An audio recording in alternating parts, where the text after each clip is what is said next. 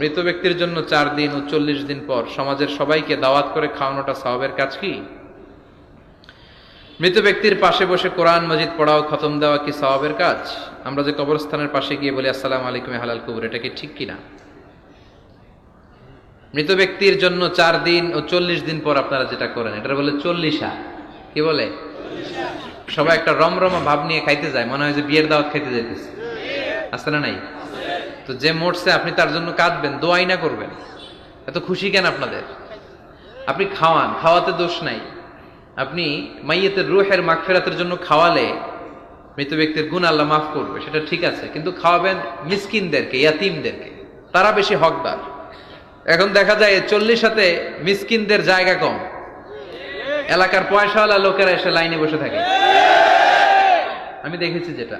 কিন্তু দরকার ছিল, আমার আব্বা মারা গেছে, এই এতিমখানায় আমি একটা গরু